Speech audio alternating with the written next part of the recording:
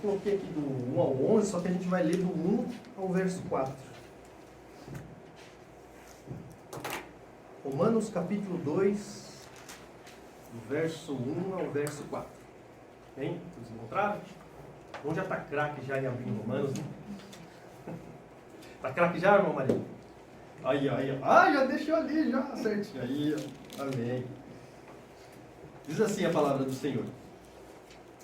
Romanos 2, a partir do verso 1. Portanto, és indesculpável, ó homem, quando julgas, quem quer que sejas.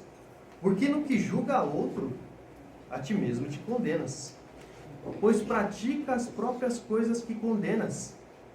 Bem sabemos que o juízo de Deus é segundo a verdade contra os que praticam tais coisas. Tu, ó homem, que condena o que pratica tais coisas e faz as mesmas, pensas que te livrará do juízo de Deus? Ou despreza a riqueza da sua bondade, e tolerância e longanimidade, ignorando que a bondade de Deus é que te conduz ao arrependimento? Até irmos. Vamos orar mais uma vez? Soberano Deus, eterno Pai, graças te damos, Senhor, por tudo que o Senhor tem feito por nós. Rogamos encarecidamente ao Senhor nesta noite, pelo teu Espírito, que o Senhor possa abrir nossa mente, que o Senhor possa, ó Pai, nos abençoar com tua santa presença, para que a gente possa aprender um pouco mais da sua santa palavra, Senhor. Ajuda-nos nesta noite. Em nome de Jesus te pedimos e te agradecemos. Amém.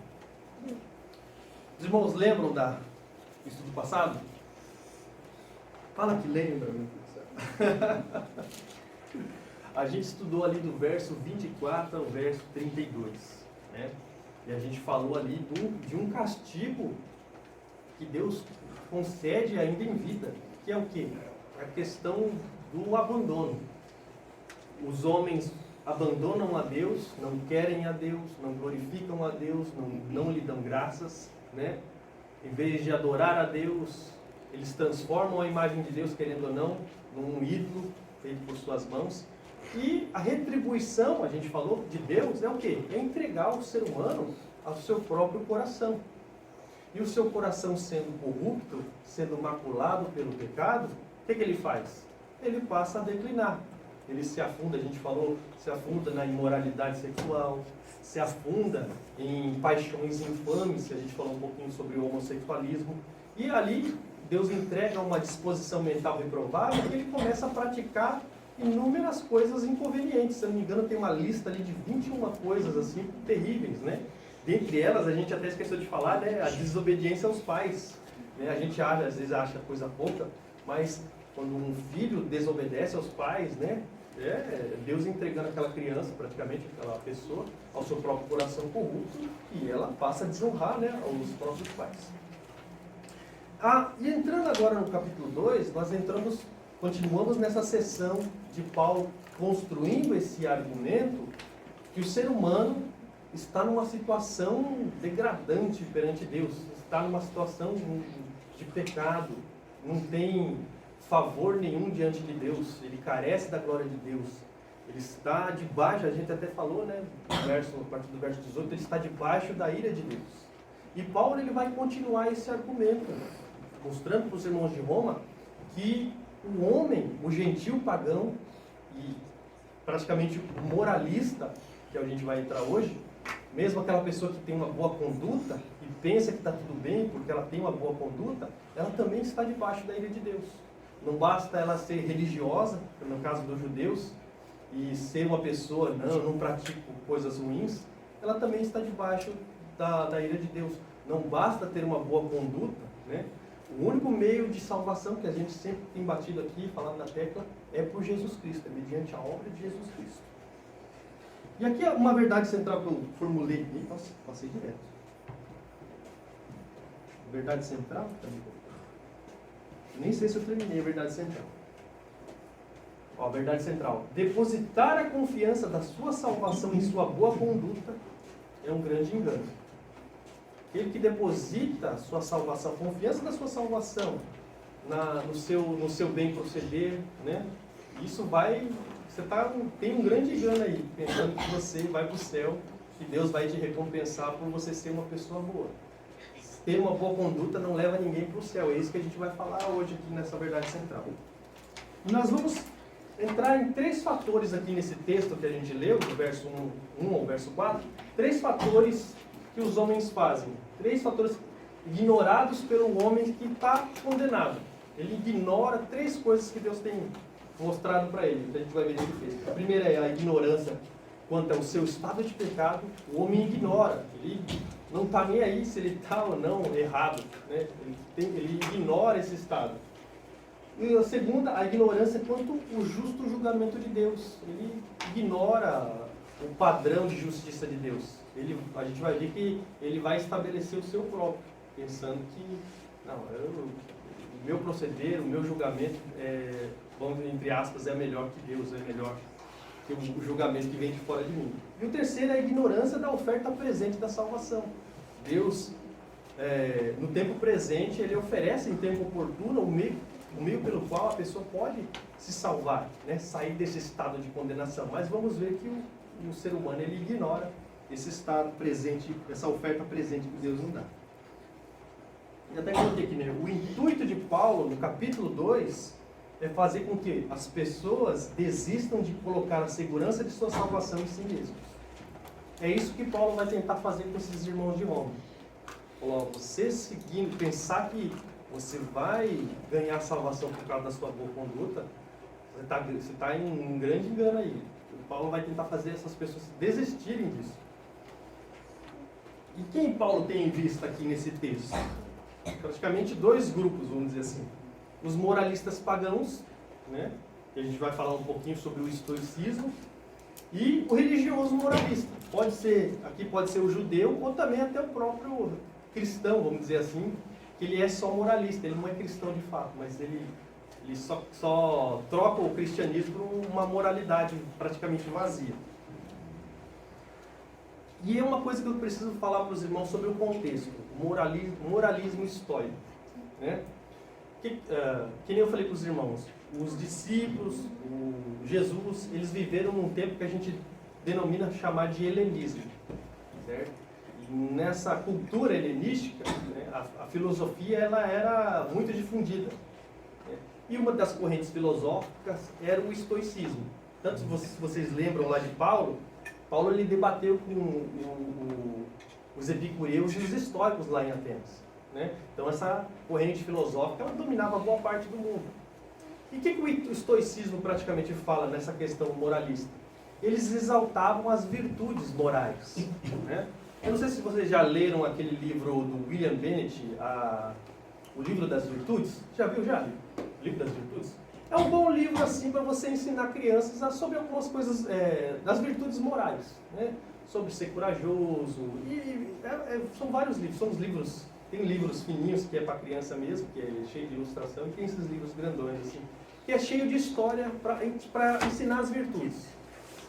Então, os estoicos, eles exaltavam as virtudes. E os cristãos, querendo ou não, eles eram meio cativados por esse modelo estoico, por essa moral estoica. Tanto que até Tertuliano de Cartago, um dos pais da igreja, ele falava nosso Sêneca. Vocês já ouviram falar de Sêneca? Sêneca ele foi um dos maiores estoicos, moralistas estoicos da época ali de Paulo. Ele viveu ali durante a época de Paulo. Ele era, se eu não me engano, tutor do imperador Nero. Só que Nero, se eu não me engano, acabou matando ele posteriormente. Porque o Nero não estava nem aí com essa questão de moralidade, né? Tanto que falam que Nero até colocou fogo em Roma, né? Para construir a Nerópolis dele. De fato, é um maluco, assim. E matou cristãos, foi o primeiro imperador que perseguiu os cristãos. Só que os estoicos, lá, eles exaltavam as virtudes. E os cristãos, querendo ou não, eles ficavam meio encantados com esse modelo estoico. Né? Como o Tertuliano de Cartago falou, nosso Sêneca e tal. Só que, o que acontece? Paulo ele tem um certo receio de que alguns cristãos lá de Roma possam estar, vamos dizer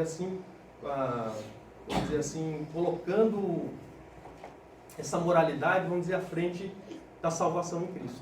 Pensando que, por eu ser assim, eu tenho algum favoritismo diante de Deus. Por eu ser uma boa pessoa, por eu condenar aquelas práticas que a gente leu no capítulo 1, né? Eu não faço nenhuma dessas coisas.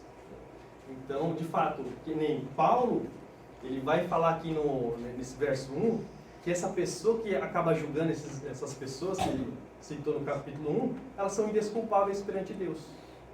Só que, como assim, né? Eu não pratico essas coisas, como é que eu sou culpado também? Paulo vai falar, você também é culpado porque você pratica as mesmas coisas que você está condenando dessas pessoas. E para esse texto aqui, Paulo ele usa uma figura de linguagem que a gente chama de... É um recurso na retórica que a gente chama de diatribe. É uma discussão com um interlocutor imaginário. Eu não sei se você já viu duas pessoas discutindo sobre algum assunto. Parece que fica mais claro quando a gente vê duas pessoas discutindo, porque uma fala, outra responde, e outra conclui, e outra retruca. Aí você fica mais a par do que eles estão tratando ali, né? Paulo ele usa esse recurso na carta aos Romanos. É um recurso muito bom para você entender o que está envolvendo a história. Então, imagine, né, imagine lá na cidade de Roma, uma pessoa que ouviu o capítulo 1 de Romanos, viu lá que a ira de Deus ela se revela do céu, contra toda impiedade e perversão dos homens que detêm a verdade por injustiça. Vê ali que aqueles homens detêm a verdade por injustiça, não creem em Deus, né, formam ídolos, né, se entregam a paixões infames, se afundam na imoralidade sexual, e aquela lista enorme de coisas ruins lá. Ele fala, de fato, Paulo, essas pessoas aí, olha, de fato, elas são culpadas, elas merecem o que a gente, se você lê no último verso 32, está escrito assim, ora, conhecendo eles a sentença de Deus, de que são passíveis de morte os que tais coisas praticam, não somente as fazem, mas também aprovam os que assim procedem. Paulo falou, você está certo, Paulo, essas pessoas, elas conhecem a sentença de Deus, que quem pratica essas coisas merece punição, você está muito certo. Aí o que Paulo faz? Paulo ele agora aponta as armas para esse moralista que está condenando essa lista de coisas ruins. Então, praticamente, quando a pessoa ouvisse lá, se ela tivesse, é isso mesmo, essas pessoas merecem um inferno de fato. Elas são ruins mesmo, elas praticam todo tipo de mal. Elas são, vamos dizer, ímpias, né? Aí Paulo vai falar, ó, você está na mesma situação que elas. Não é porque você está condenando essa maldade, essa impiedade toda, que você pensa que você está livre da ira de Deus, não. Você também está na mesma situação dessas pessoas, desse ímpio, como fala, gentil, desse pagão. E é o que a gente vai entrar no verso 1. Diz assim o verso 1, né? Portanto, é indesculpável, olha só, ó homem, quando julgas, quem quer que sejas. Porque no que julgas a outro, a ti mesmo te condenas, pois pratica as próprias coisas que condenas. O portanto aqui, a gente vê, né, aponta para o desdobramento do que foi dito antes. Aquela lista enorme lá e tal, né? Ele desdobra isso para essas pessoas agora. A gente leu, né? Ora, conhecendo eles a sentença de Deus, de que são passíveis de morte os que tais coisas praticam, não somente as fazem, mas também aprovam os que assim procedem. Então, Paulo, ele vai abordar essa pessoa que concordou com tudo que ele disse no capítulo 1. E vai falar, você está na mesma situação. Você carece de Jesus como essas pessoas aqui carecem. Não é porque você está condenando essas atitudes más, ímpias, que você está livre da ira de Deus. Deixa eu ver aqui. Ó. E aqui a gente vê que nós temos um problemão aqui nesse texto, que é a questão do ato de julgar. Né? O cristão pode julgar, irmãos? A gente tem que tratar isso antes da gente continuar no texto. E aí? O cristão pode julgar? A irmã está dizendo que sim. Se tiver errado, a gente queima na fogueira depois. Tá certo? O cristão pode julgar? Porque a gente vê, não julgueis para não ser julgados. As pessoas usam, né? Isso. Não julgueis para não ser julgados. Só que a Bíblia, ela manda nós julgarmos. Né? Tem vários textos da Bíblia que Deus manda a gente julgar. Só que a gente deve julgar o quê? Segundo a reta justiça. Eu até tinha colocado aqui, né? Se não pudéssemos julgar, não teríamos condições nem permissão para o ato de disciplina na igreja. Paulo lá em Corinto falou muito, ó, não tem nenhum de vocês que pode julgar essa causa, mas você deixa essa causa aí dos irmãos aí ser tratado lá lá no fórum romano e tal, vocês desonram praticamente a igreja assim, não tem ninguém dentre vós que pode julgar, nós vamos julgar até os anjos no último dia, e não tem ninguém aí dentro da Irmandade para fazer isso. Então, o que a Bíblia condena? Ela condena o quê? O julgamento temerário. É aquele lá, é o julgamento hipócrita. É o que Jesus falou. Você quer tirar o argueiro do olho do irmão, só que tem uma baita trave no seu aqui. Né? Então, primeiro você até fala, tira, né, essa trave do seu olho e depois você vai tratar com o irmãozinho. Porque as pessoas geralmente que falam, não julgueis para não ser julgados. Ela está querendo se retirar da disciplina da igreja.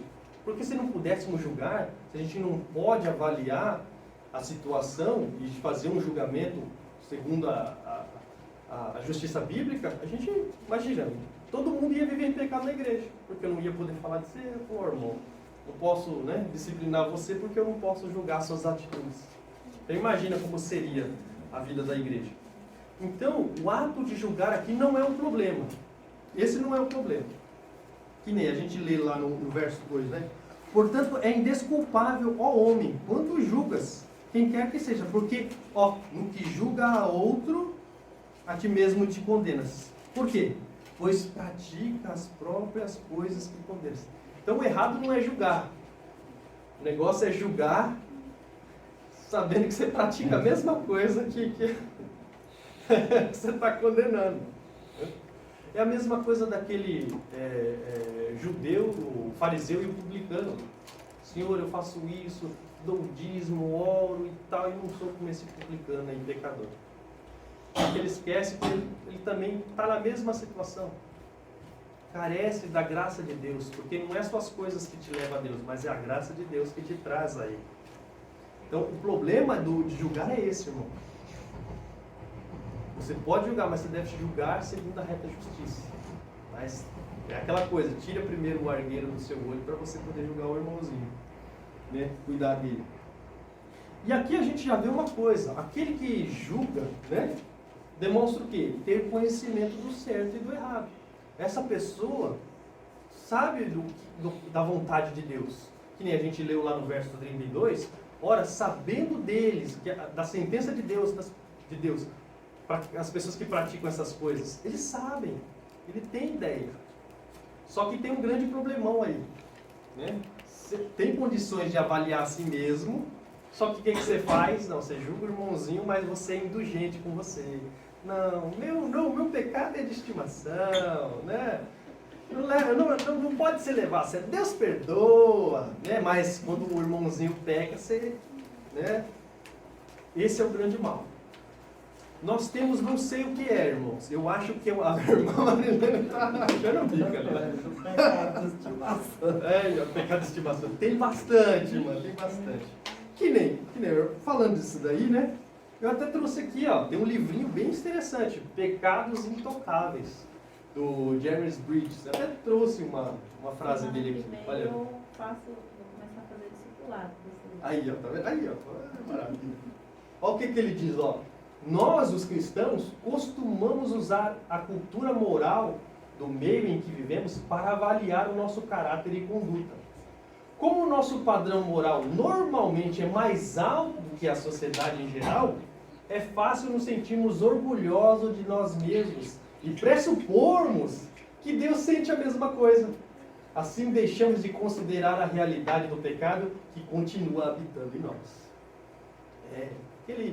Tem muita gente que tem pecado de estimação, isso é verdade.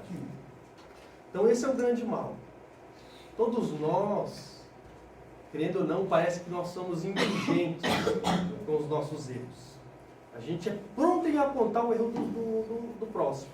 O nosso não. O nosso não. Deus perdoa, Deus não leva, Deus ama todo mundo e tal. Jesus morreu na cruz e tudo aquela coisa.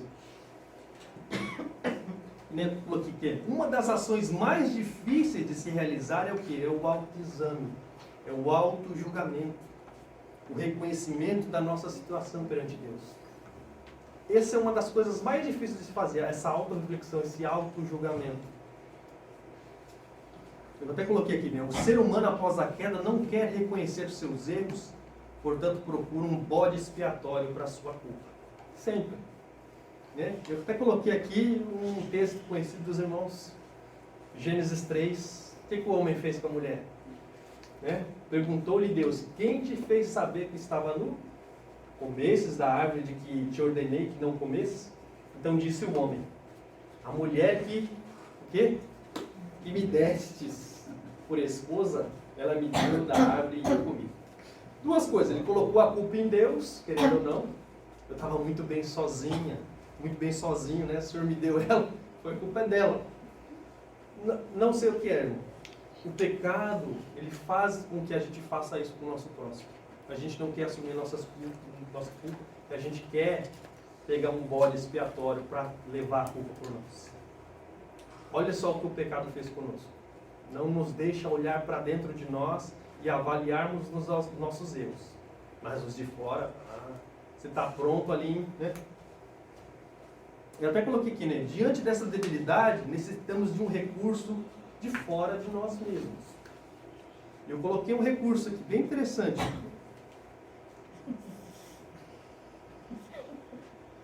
Os irmãos, isso é engraçado, mas é. Como a gente... Mas isso aqui é só uma metáfora, certo? A gente precisa de um recurso que vem de fora de nós. Porque nós mesmos, nós não vamos achar pecado em nós. Então a gente precisa de algo de fora. Pode ser o quê? Várias coisas. Pode ser um irmãozinho, né? A própria palavra de Deus. A própria palavra de Deus, se eu não me engano, Calvino dizia que era um espelho. Ela reflete o caráter santo de Deus e reflete, querendo ou não, o nosso eu caído. Ela mostra que nós somos maus. Ela mostra que nós somos filhos de Adão. E quando a gente toma consciência disso, aí o que acontece? A gente vai buscar procura. Porque quando a gente sabe da nossa enfermidade, a gente busca procura, não busca? Busca ir ao médico, tratar o nosso problema. Enquanto você não entender o seu estado de miséria, você não vai correr para a graça de Deus. Você não vai buscar a graça de Deus. Né? Até coloquei outras fotinhas aqui. A ti mesmo te condenas, pois pratica as próprias coisas que condenas. Será que essas práticas condenáveis, elas são imperceptíveis? O que os irmãos acham? O irmãozinho condenou um monte ali, só que ele não está vendo nele. Será que é imperceptível? A gente não consegue ver? Né? Eu coloquei aqui, né? Matar, roubar, adulterar e etc. Vamos pegar alguém aqui, amável, dócil. Como diz a minha esposa, né? Conversando com a irmã Liana e a irmã Marilene. São tão amáveis, né? Dá vontade de levar para casa. Vamos pegar elas. Vocês já mataram alguém na vida? Apropriadamente não, mas às vezes de língua, de... Olha aí, ó. Tá vendo aí, ó?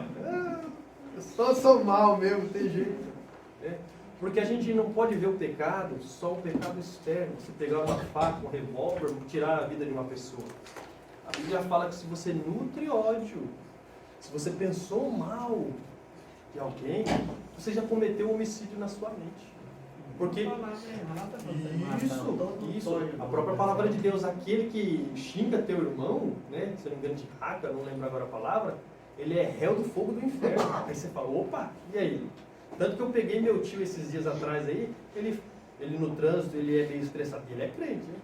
E falou umas coisas lá assim, aí falando no grupo da família lá, né? Não, você é assim, sabe? Eu falei, aí eu fui lá, não, peraí, vamos tratar isso aqui. Eu falei, sem querer ser chato, mas sendo, né? Ó, a Bíblia diz isso, isso, aí, né? Aí aquele silêncio sepulcral, né? No grupo, eu falei, aí, ó. Que bom, sincero. Porque a gente tem que entender, irmão, esse pecado que é em nós. E a palavra de Deus traz isso para nós. E tem que lembrar que não é só externo, é interno também. Adultério, roubar é a mesma coisa. Você já roubou alguma coisa na vida? Eu nunca peguei nada que não seja meu. Fala, a partir a partir do momento que você não deu graças a Deus por aquilo que você fez, por algumas coisas assim, você roubou a glória de Deus. Que toda a glória pertence a Ele, sua existência, seus filhos. a que você tem, no partir do momento que você achou que era seu, foi você que conquistou, doce ilusão. A glória de Deus. Você já roubou a glória de Deus. E por aí vai. Se a gente for a fundo nas coisas, você vai ver, eu não sou bom. Eu quebro a lei de Deus. Eu quebro a lei de Deus. Eu tenho um irmão lá que fala, não, se a gente pecar, a gente vai para o inferno. Eu falei, como é que você lida então com os 10 mandamentos? Você cumpre? Ah, eu cumpro. Ah, então vamos ver então. Aí você começa a falar, explicar, aí a pessoa fica, Então, como é que você tem paz? Você não tem paz com você. Porque é que nem Lutero ele disse, né? O cristão ele é justo e pecador ao mesmo tempo. Justo porque Deus o justifica. Pecador porque ele é filho de Adão, ele tem uma natureza inclinada ao mal que invariavelmente cai. Né? Tanto que Lutero até fala, eu pensei que o velho homem tinha morrido nas águas do batismo, mas eu descobri que o miserável sabe nadar. Esse é o grande mal, irmão. A natureza do homem é má, é corrompida. Esses irmãos lá de Roma, ou esse moralista pagão, né, ele não está enxergando de fato o que diz a palavra de Deus. Que nós somos inclinados ao mal, que nosso coração é corrupto, nosso coração é mau. E esse moralismo, essa boa conduta não vai te livrar da ira de Deus. Porque o juízo de Deus é segundo a justiça, segundo a verdade. Deus não vai te julgar conforme o que você pensa, né? Até coloquei aqui, né? Está aqui uma coisa que o homem não pode ignorar para ser salvo. Seu estado de pecado, seu estado de miséria, o seu reconhecimento. Para você ir à salvação, né? Buscar a salvação, primeiro você vai ter que saber que você é pecador. Você não merece. Você merece o mais profundo inferno. O dia que você ter noção, convicção de pecado, eu sou mau, sou ruim, aí você vai procurar cura. Aí você vai encontrar onde? Em Cristo. Nem eu coloquei aqui, né? Nunca matei, nunca roubei. Quando alguém pensa assim, você já viu alguém pensando assim? Ah, nunca matei, nunca roubei, nunca fiz mal. Então, eu tenho algum mérito diante de Deus, né? A pessoa que pensa assim é o quê? Ela nunca vai se arrepender, e se ela arrepender, ela não vai recorrer ao quem? A Cristo. Então ela nunca pode ser, ela não vai ser salva, né? Não há salvação. Assim. Segundo, né? A ignorância quanto ao julgamento de Deus. Ali, doutor, até esqueci de escrever. Bem sabemos que o juízo de Deus é segundo a verdade contra os que praticam tais coisas. Como diz aí no verso 2. O juízo de Deus é o quê? Segundo a verdade. Qualquer coisa que é feita por Deus é o quê? Por natureza justa. O julgamento o quê? Não será com base em nosso padrão terreno, que a gente pensa, né? Por causa do meu padrão moral, Deus acha que vai julgar segundo o que eu penso, Pode ser que aqueles irmãos pensavam, aqueles irmãos moralistas pensavam. Pode ser que não. O meu padrão é o certo, eu estou fazendo as coisas certas, eu tenho um certo mérito diante de Deus. Só que ele está esquecendo que o juízo de Deus é segundo a verdade, segundo a retidão de Deus, segundo a santidade de Deus, segundo a justiça de Deus. Aí está o problema.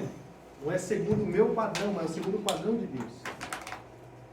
Até a gente vê aqui, né? O que os homens ignoram hoje em dia é que o julgamento de Deus vai atacá-los a qualquer momento, né? Eu até coloquei, o mal é evidente, o mal é evidente, não ficará sem castigo, mas a geração dos justos é livre. O ímpio, ele não tem a noção que a qualquer momento a justa ira de Deus vai vir sobre ele. Parece que ele está tranquilo, não, né? O final da vida eu me converto. Só que a ira de Deus é iminente sobre essas pessoas. Eu coloquei aqui, né? Quando andarem dizendo paz e segurança, eis que lhes sobrevirá repentina destruição, como vem as dores de parto a quem está para dar à luz, e de nenhum modo escaparão.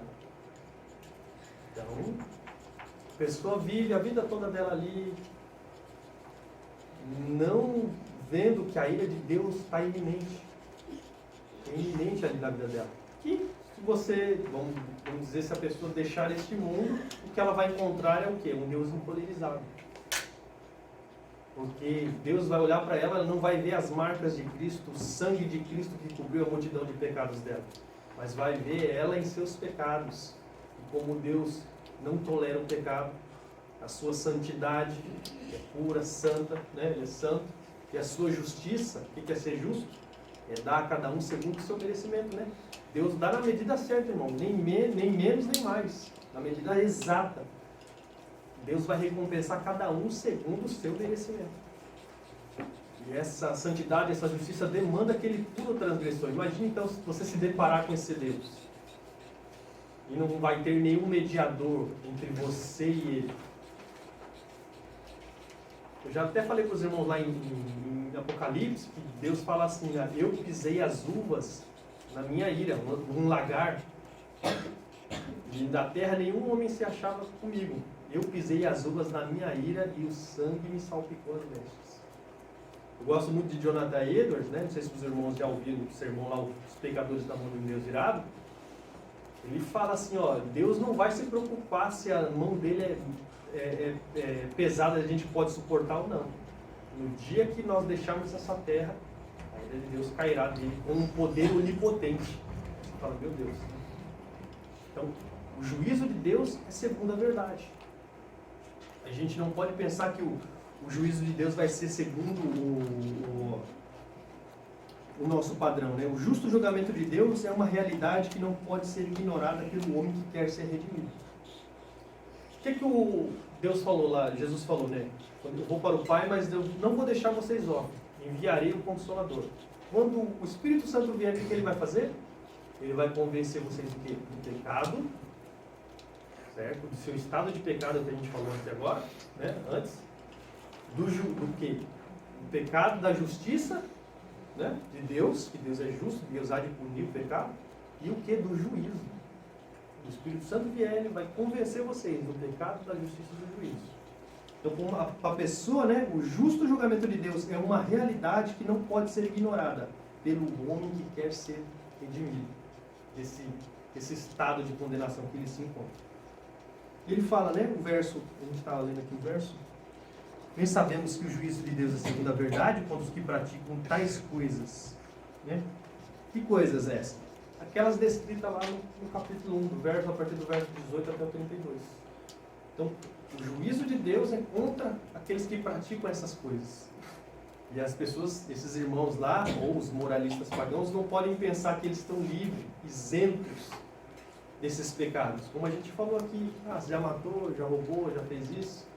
Se a gente for a fundo, você vai notar, poxa, eu também sou na mesma situação. Por mais que eu condene, por mais que eu não faça isso visivelmente, mas em minha mente, em meu coração, eu pratico essas coisas. Eu até cheguei para um irmãozinho, foi semana passada, e eu amo ele e eu sei que ele me ama. Falei, irmão, o pecado nos atacou de tal modo que por mais que você me ame, aí eu até citei aquele caso de Adão e Eva. Falou, olha, certamente Adão amava ela, só que o que ele fez? Colocou culpa nela. Então, por mais que você me ama, eu creio que desde o tempo que você me conheceu até o dia de hoje, certamente você deve ter pensado alguma coisa errada ao meu respeito. Né? Alguma coisa indevida ao meu respeito. Aí parou o silêncio, assim, sabe? Dá aquele silêncio sepulcral. Falei, eu sei, irmão. Eu sei que certamente você deve ter pensado uma hora ou outra algo errado ao meu respeito.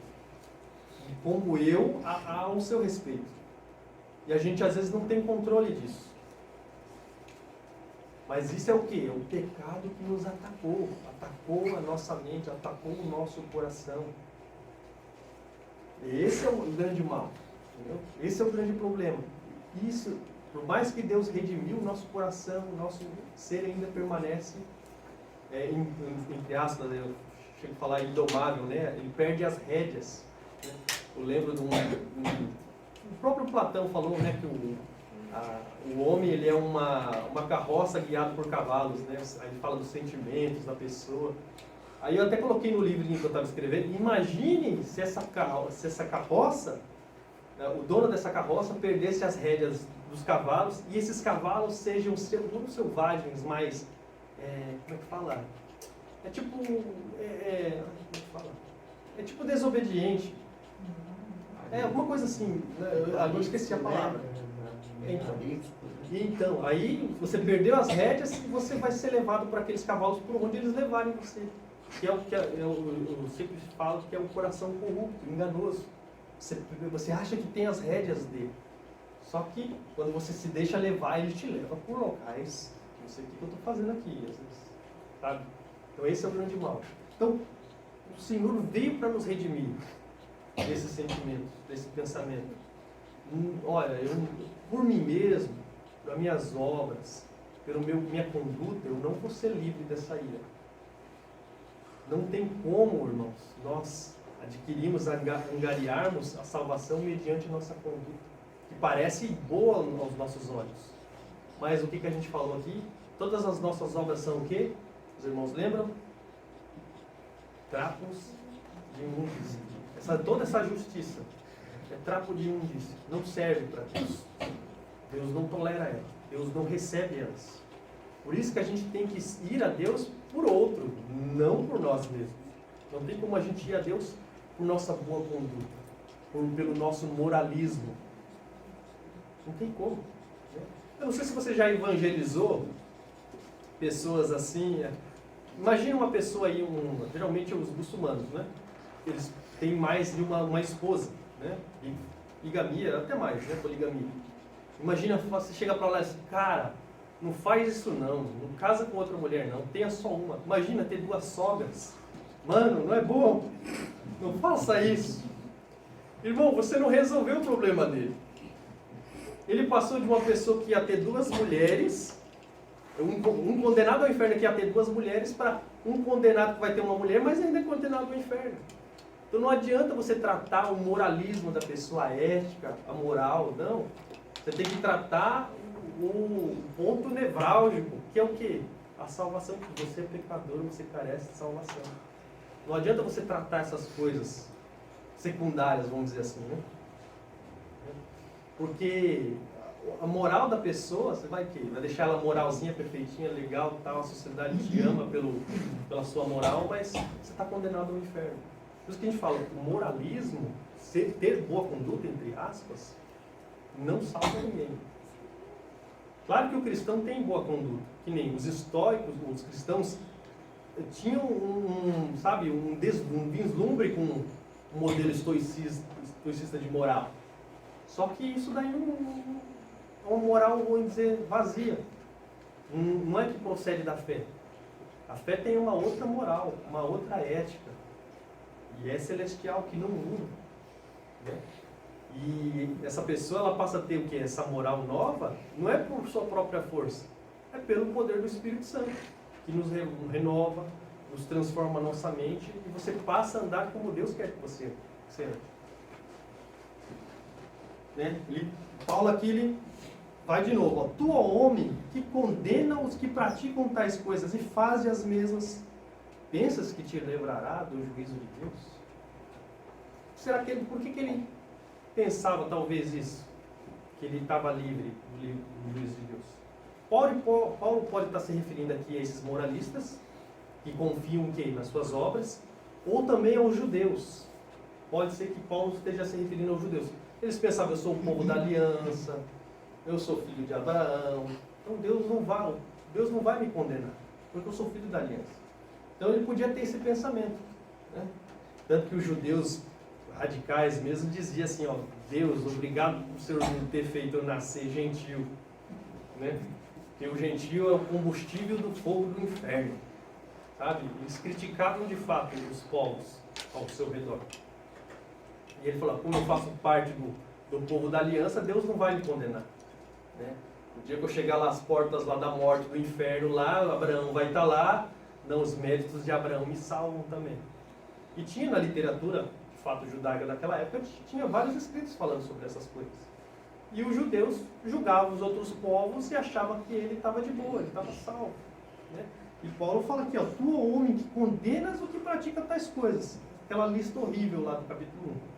Mas fazes as mesmas, pensa que te livrará. Por isso que Paulo está mostrando aqui, irmão, que ó, vocês estão no mesmo patamar do pagão lá, que anda segundo o seu coração imoral. Vocês estão no mesmo... Está no mesmo platô. Está na mesma situação. Por isso que fala, vocês carecem de quê? De Jesus. Por que eles pensam que podem escapar da ira de Deus? É certamente porque confiam em algo, contudo, esse algo ou alguém não é Cristo, mas suas obras ou sua conduta. Eu coloquei aqui, ó, ninguém há de escapar do juízo de Deus, pois todos, sem exceção, transgrediram e se fizeram culpados. Não há ninguém que possa cumprir perfeitamente os mandamentos de Deus, pois nossa natureza foi corrompida pelo pecado de Adão.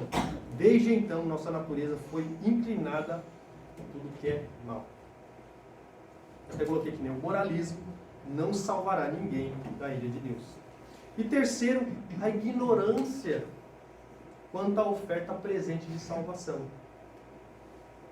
No verso 4 a gente fala, ou despreza a riqueza de sua bondade, tolerância e longanimidade, ignorando que a bondade de Deus é que te conduz ao arrependimento. Essas pessoas ignoravam essa bondade de Deus, né? Aqui despreza, ou seja, faz pouco caso. Subestima o valor de algo ou alguém que, neste caso, é o que? A riqueza da sua bondade. Ou seja, a graça comum de Deus. Deus tem dado o quê? Tempo a essa pessoa. Ar nos seus pulmões. Dando graça a ela. Como é que é? A gente até falou, segurando a sua existência, sustentando a sua existência, concedendo a sua subsistência, os seus bens, sua comida e tal, para que ela glorifique a Deus, de graças a Deus, só que ela ignora essas coisas, né? A tolerância, né? Essa palavra cujo significado é segurar, reter, era usado para indicar um cessar-fogo entre as partes combatentes. Em vez de destruir cada pessoa no momento em que ela peca, Deus retém ou segura pacientemente seu castigo. É que é aquela coisa, você peca, não cai um raio na sua cabeça, Deus não se importa. Então a gente continua nos nossos intentos, buscando os nossos prazeres, quebrando a lei, porque não caiu nenhum raio, então Deus não se importa. Esse é o pensamento do homem incrédulo. Como eu faço coisas ruins e nada acontece, então eu posso continuar aqui. Então, esse é o mal. Deus, ele retém essa ira. Eu lembro, se eu não me engano, foi Jonathan Edwards que falou, como se Deus estivesse com o seu arco assim, apontado assim, sabe quando a flecha está, você quer soltar aqui assim? Assim está Deus. Só que a gente não se importa. Só que Deus aqui, ele é o quê? É tolerante. Ele retém, ele segura essa ira, Deus. E Deus é o quê? Longânimo, ou seja, Deus demonstra sua bondade e tolerância por um longo período. Eu até coloquei aqui, segurar a respiração durante o mergulho. Você já segurou a respiração assim, debaixo d'água? Né? Você fica lá 10, 15 segundos, né? 20 segundos. Eu estava contando uma história para minha filha assim, uma história da questão assim, um cara fala, não, eu vou ser ateu, não acredito em Deus, Deus não existe. Aí um amiguinho falou, não, eu acho que tem como você conhecer Deus sim. Ah, é? Como é que é? Ó, vai na casa de um senhor tal lá que ele vai te mostrar Deus. Aí o cara fala, beleza, vamos ver, né? Vou dar essa chance. Chegou lá o velhinho, bem velhinho lá. Então, me disseram que você pode me mostrar Deus. Eu posso. Então como é que é? Então faz o seguinte, tira a camiseta aí, tá vendo aquele tonel de água? Vai ali perto. Aí beleza, ele foi lá, tirou a camiseta, tá lá. Aí o velho falou, não reage, né? Pegou a cabeça dele assim e colocou debaixo d'água. Assim. Ficou. Aí passou 10, 15 segundos, 20 segundos. Aí começou a faltar o ar que ia subir, aí o velho empurrou. Quando passou uns 30, 40 segundos ali, tirou assim. Velho, você é louco? Você quer me matar? Ele, não, trouxe a toalha, tá aqui, ó, você seca aí. Falou, então. Eu não vi Deus.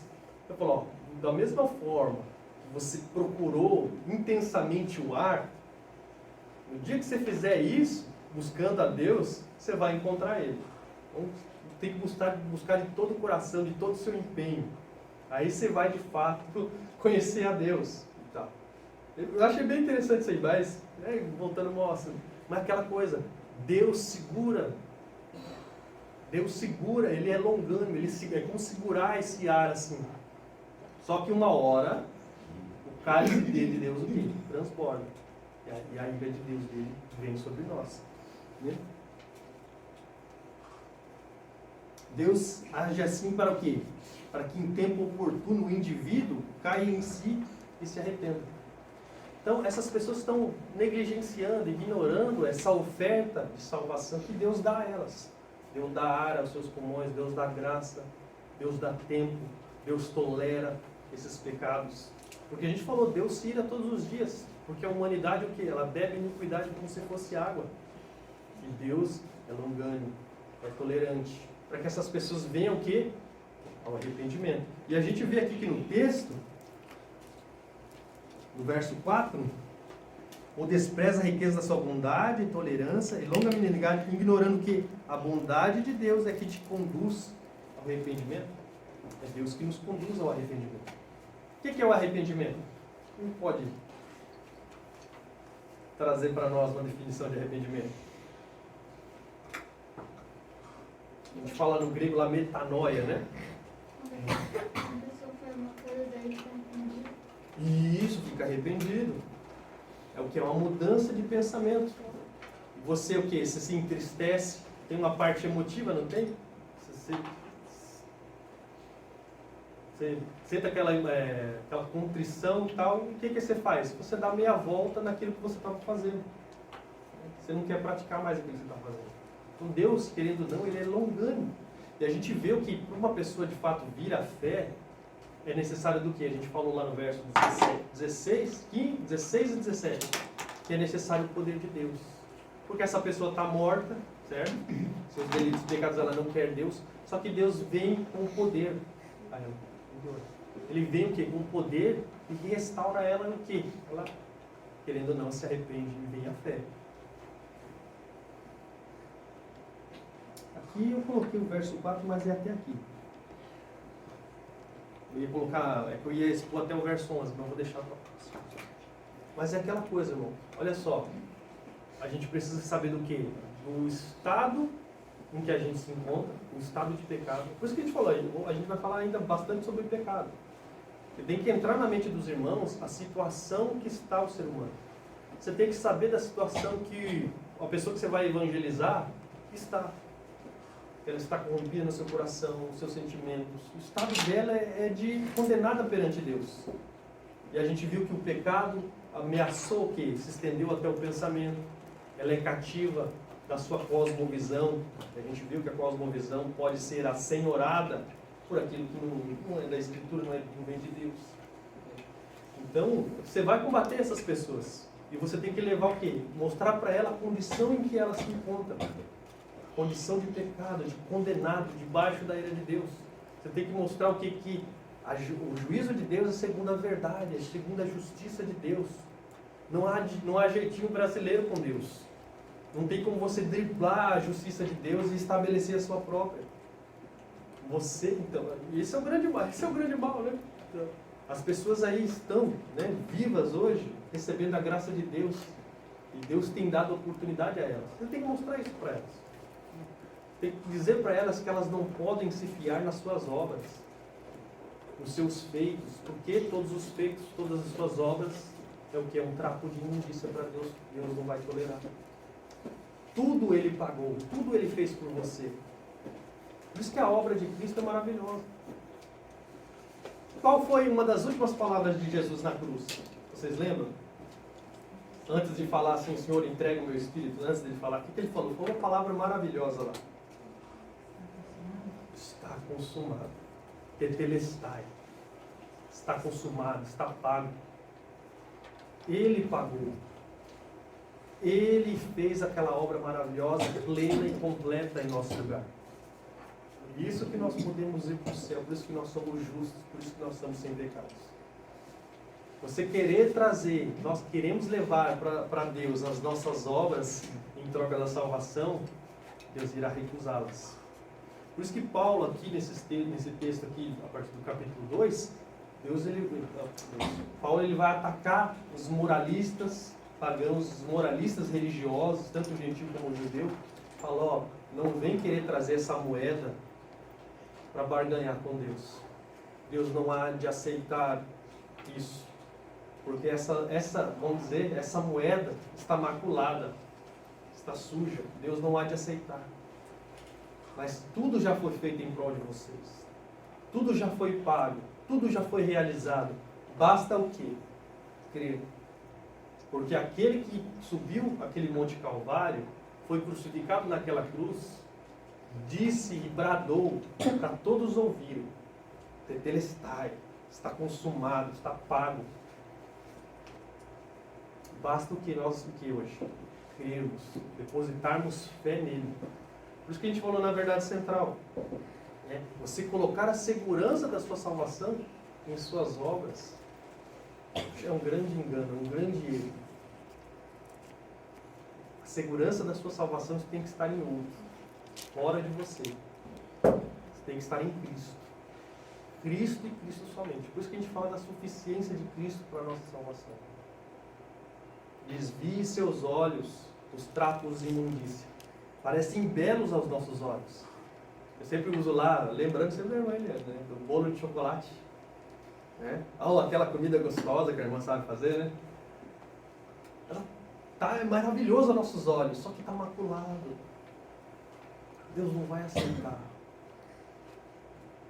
Deus não vai aceitar. Por isso que a gente tem que voltar sempre os nossos olhos para outro. Amém? Eu deixo essa palavra para meditação. Medite nessa palavra. Não coloquem a suficiência da sua salvação na boa conduta, nas boas obras. Mas coloquem naquele que de fato purificou, porque as obras, fez de fato as verdadeiras obras que vão te levar até o Pai, que é mediante a obra de Cristo. Amém? A gente vai